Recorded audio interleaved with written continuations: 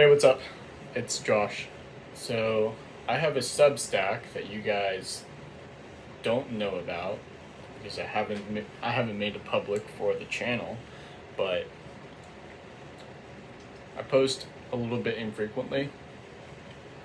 So, there's just something that I want to talk about, and it's about orthotropics, or mewing, as the current culture likes to call it. Mewing is an exercise that you do where you brace, um, your tongue to the top of your mouth, in an N-like fashion. So you say the word N, and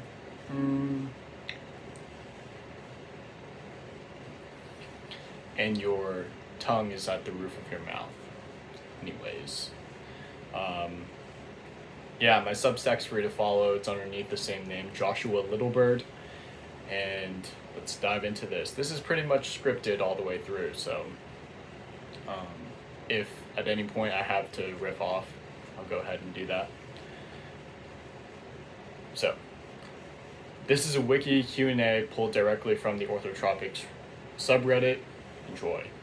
Number 1, what is orthotropics/mewing? And how can I learn more? Orthotropics is derived from the Greek words orthos and tropos.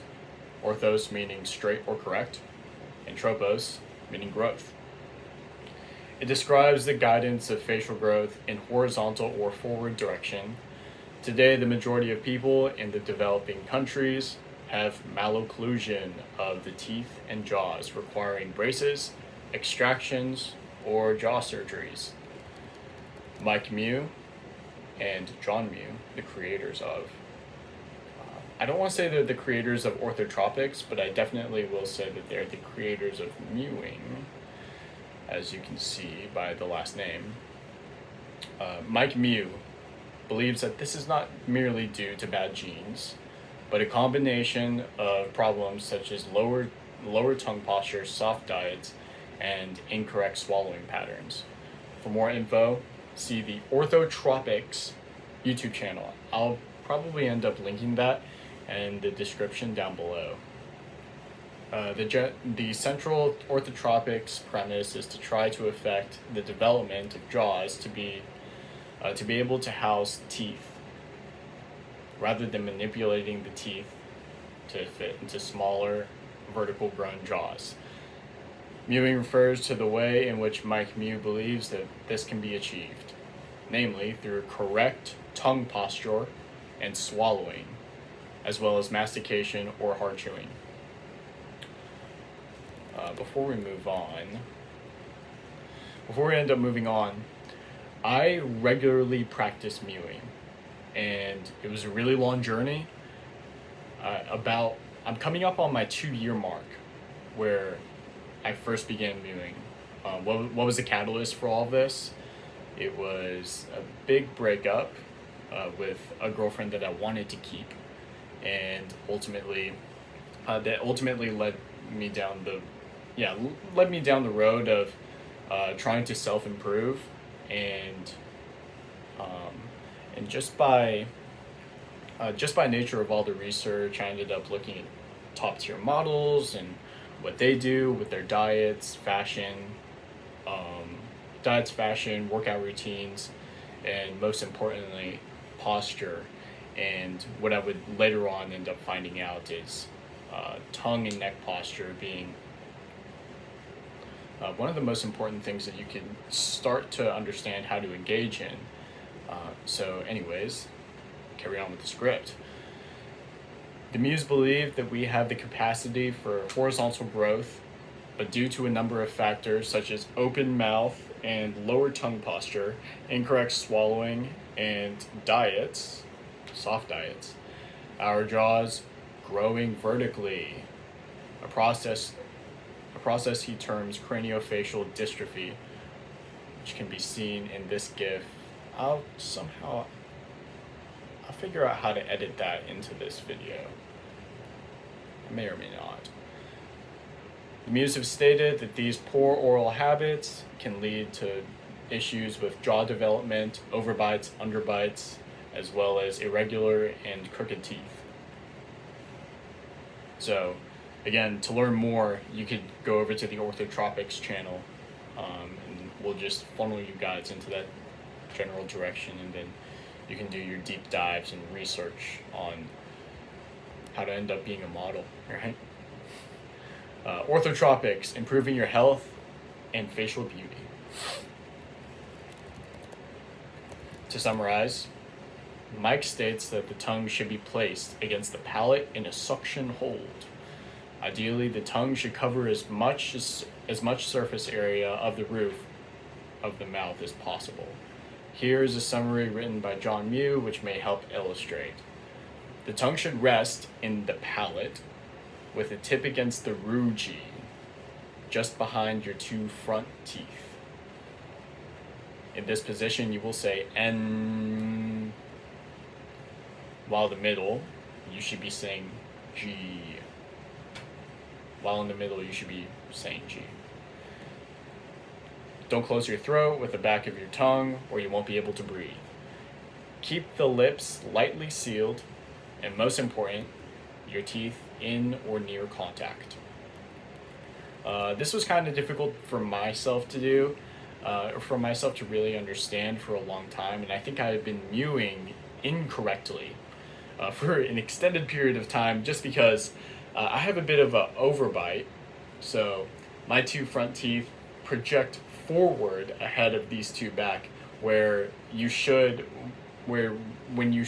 be, or the way that your mouth is supposed to close, they're supposed to close with the two front teeth lightly touching, and your top incisor teeth just barely ahead of your lower mandible teeth, right?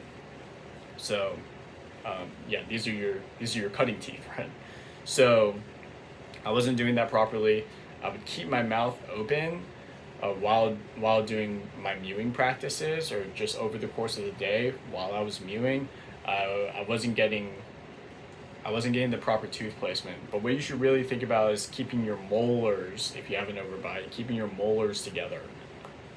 Back here. You can see I have a little bit of projection still. I still have an overbite. But my maxilla has swung upwards and forwards, and I'll be able to show you that through a couple of videos I've taken over the course of many months. I just stuck to the process and it just kept mewing, right? So I was hoping for the best, and I think some progress came out of this.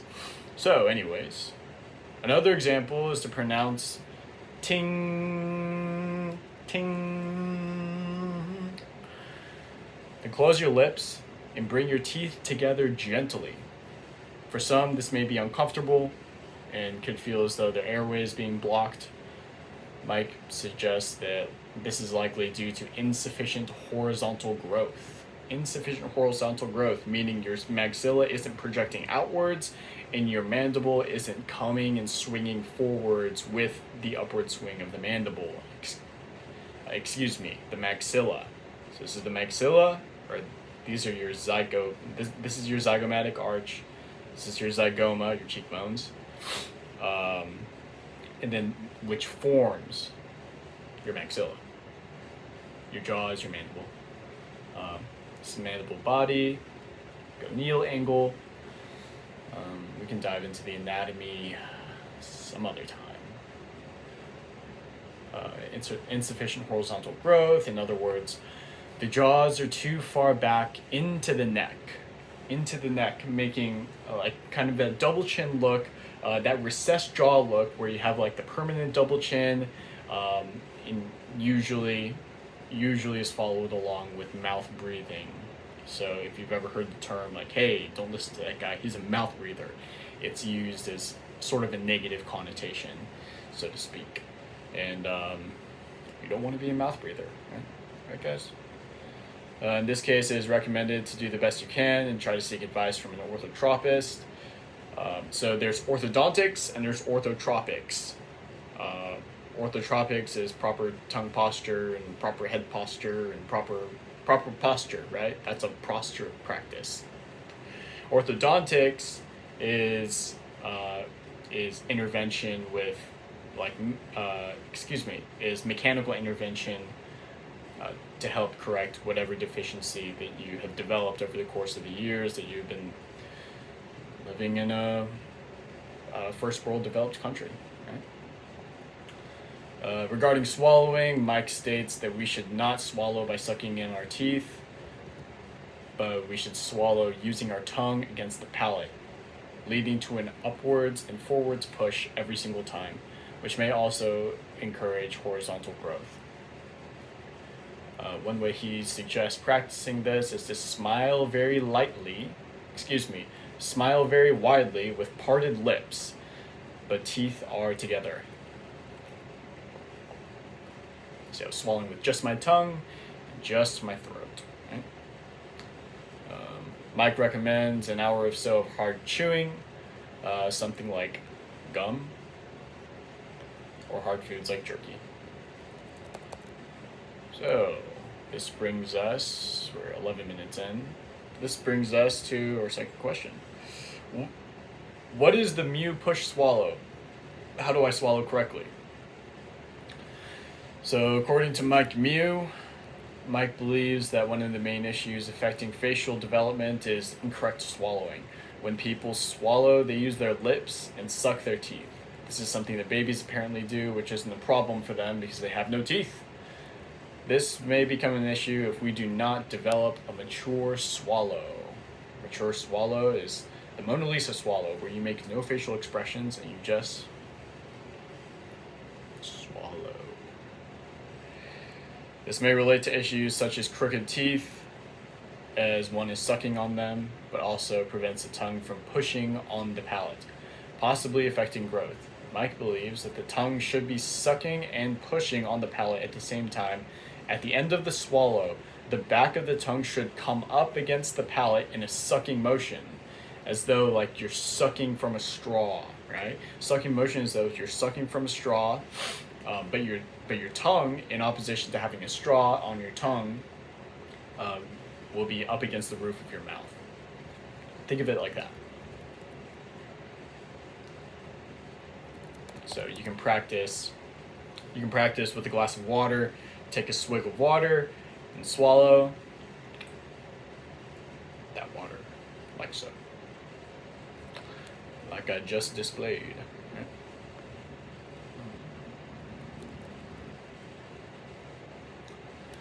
Number 3. When I place my tongue on the roof of my mouth, it is difficult for me to breathe. What does this mean? So for those of you that can't quite do this or having difficulty, Mike believes that for many, correct tongue posture can be difficult due to insufficient horizontal space in the mouth. We're going to reiterate that pretty often. Mike reiterates that pretty often, is that if your maxilla and your mandible are not forwardly projected, you're going to have issues and your body's going to learn how to compensate. But you're just not going to be doing things properly. You're not going to be swallowing properly, you're not going to be breathing properly, you're not going to be living properly, and you're going to look uglier. It's ultimately what we're getting to. A healthy face is an attractive face. That should be the name of the video, right? Orthotropics, a healthy face, a sexy face. Should I rest my teeth together? Would it be better for my molars or incisors to be in contact? Alright, get this, listen up. Lightly in contact, but with the tongue on the roof of the mouth acting as the main antagonist to the jaw closing muscles. Tongue on the roof of the mouth, remember that. Can extractions worsen the face? What about wisdom teeth extractions? What about braces? So I've had wisdom teeth extractions myself. Luckily, I didn't know about the negative implications that it could have on facial aesthetics. So that wasn't really a detractor as far as my effort went. Here in this article, it says approximately 10 to 15% of cases could be defined as excessively flat after treatment. So after you pull those molars out, some people end up having sunken faces and look less attractive. That's unfortunate. There's nothing you can really do about that. But think of your mouth. Think of your tongue as the scaffolding that holds up the roof of your mouth and forwardly projects your entire face upwards and forwards for good horizontal growth. Remember that. Horizontal growth. That's what we're going to be reiterating for a long period of time here. I don't know if I'll make more videos on orthotropics or, maybe if there's a good subreddit, then I'll reiterate that subreddit to you guys. I can't raise the front of my tongue. Do I have a tongue tie? Will having a tongue tie affect orthotropics? I don't really know what a tongue tie is, but according to the Mayo Clinic, some common tongue tie related symptoms include difficulty lifting the tongue to the upper teeth or moving the tongue from side to side, rubble sticking out from the tongue past the lower front teeth, a tongue that appears notched or heart-shaped when stuck out. So whatever that means to you, I don't know that many people with a tongue tie condition. Do orthotropic techniques such as tongue posture and swallowing become automatic over time? I think this largely depends on the individual. Some people report finding it very difficult to keep correct tongue posture for months, whereas others adapt very quickly. Again, we can dive into the talk of neuroplasticity and rewiring your brain's hardware in order to go ahead and learn new skills. If this is something that you really want to learn, you're going to be very adamant about, learning proper mewing techniques and learning how to suction hold. Suction hold is when you swig the saliva while your tongue is on the roof of your mouth, and you just repeat that over and over and over again over the course of the day, in opposition to mechanically keeping your roof on the top of your mouth. You're using the suction from literally sucking saliva from your mouth down your esophagus. So that's kind of how that's done. And if you do a deep dive into the modeling community, you can see a lot of individuals that these very, very very attractive models all have the same tongue posture. No one has double chins. We can say that they're super lean, sure, but they have impeccable tongue posture.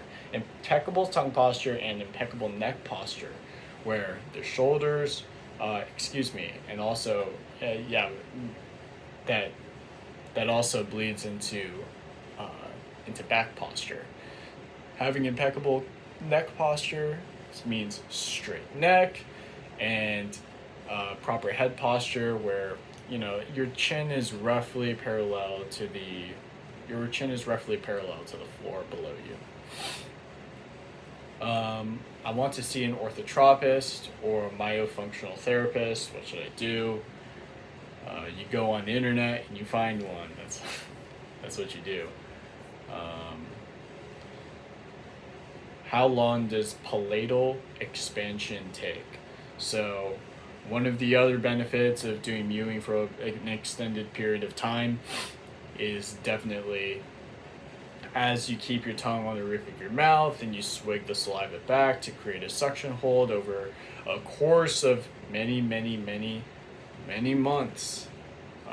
And according to this study, 8 months of myofunctional training led to a 3.2 millimeter increase in intercanine distance, indicating some expansion of the maxilla. Some extension of the palate. Obviously, this is a small amount, but interesting evidence nonetheless, and does indicate that the palate can change in adults over time. So, if you have kind of a narrow face, maybe you can get 3.2 millimeter increase of intercanine distance. So maybe a little bit wider of a face. If you do kind of a deep dive on facial width to height ratio, having a wider face in opposition to a tall face, which there's a there's a bit of an algorithm that goes into that where you measure from your eyebrow to the top of your lip to, and then um, you divide your cheekbones by that. So I'm within the 2.0 range. Anyways, number 10. I am noticing marks on the side of my tongue after attempting correct posture. What does this mean? Similar to the previous question, Mike believes that a narrow palate can make it difficult to have correct tongue posture. So much so that due to narrow palates, one can experience cuts on the sides of the mouth when holding it to the roof of the mouth. We are not sure if there is an easy solution to this other than keep trying.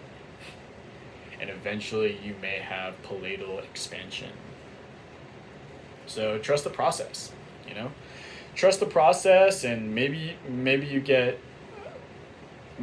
positive health benefits from it. You never know unless you try. Trying always counts for something, right, guys? How do I know if my tongue is on the roof of my mouth? This is a difficult question to answer. If you watch the videos above, I might link them in the description. I don't know. I'm kind of lazy. Doing mewing and on correct swallowing, they should give you some insight. At the end of the correct swallow, the back of the tongue should be momentarily intact with the roof. Try to hold there at the end of the swallow. You can also pronounce lung or sing, and you should feel the back of your tongue raised to the palate. So anything ending with ing, ing, will get that back third of the tongue to the roof of your mouth, most definitely. And then the front third of your tongue, you can mechanically raise that. So number 12, 22-minute video. 22 minutes. All right. What's the go on chewing? What is the effect? How much should I chew? What should I chew? I think you should chew mastic gum. You can find that on Amazon. You can chew regular gum, Phelan gum as well from Turkey, or you can hop on the influencer fad and buy somebody's jaw exerciser. Yeah, that pretty much covers that. Number 13, what is chin tucking, or the Mackenzie chin tuck? What does it do? Chin tucking is a means of correcting forward head posture, something that Mike promotes quite frequently. Although some believe that it may assist in orthotropic techniques, this hasn't really been discussed. It doesn't seem to provide any force in and of itself. It is still probably important for spinal health. So, you can see here, that's forward head posture, obviously. This is correct head posture. Which one looks better to you? Choose. Choose your fate. You could stand up against the back of your wall and push your head back until you make a double chin. Boom, double chin. Boom, double chin. Boom, double chin. Yeah, and you can just mess around with different neck posture techniques to see which one makes your face look most flattering. It's all a process, You just have to learn as you go, man. You just gotta learn as you go. Okay, number 14. If I have an overbite, overjet, should I move my jaw forward to meet my upper jaw, or should I just bite together with my molars in their natural position? We talked about this earlier, and I gave my 2 cents. Let's see what Mike has to recommend. Mike recommends not to jut the... Excuse me. Mike recommends not to jut the lower teeth forward. He prefers a conservative approach of just placing the molars together as the bite naturally does. What did I say, boys and girls? Just focus on those molars. All right? You'll have hollow cheeks in no time. An overjet in the horizontal distance between the upper and lower teeth, while an overbite refers to the vertical distance between them. Modern ideals suggest around 2 millimeters for both of them. Interestingly, our direct ancestors met edge to edge, right? So that's what I was talking about, edge to edge. So top teeth, bottom teeth, edge to edge. But that was probably due to their lifestyle discrepancies, and these are almost always due to open mouth posture, and just keeping your mouth open will often improve this. That's not right. Due to open mouth posture and just keeping your mouth will often improve this. So just keep mewing. Just keep mewing, man. Just keep mewing. Success is more dependent on memory than effort, but orthotropic appliances claim to correct both. John Mew. This is the last question. We're going to wrap this up. I have impacted wisdom teeth. What do I do? Can orthotropics help? If there is insufficient horizontal space in the mouth, wisdom teeth impactions may occur. Orthotropics may help prevent this by just encouraging horizontal developmental growth over the long run. And that's the end of this subreddit. All credit goes to Mike Mew. I made very little edits in this. But yeah, this is just me really reading the script and giving a couple of personal accounts on how to interpret this and how to move forward. Anyways, I don't want this to be too long of a video. I'm going to try to keep this for under 30 minutes. If any of you guys have any questions, I can surely answer them in the comment section. If there are no questions and no one views this video, I don't care. Thank you. Good night.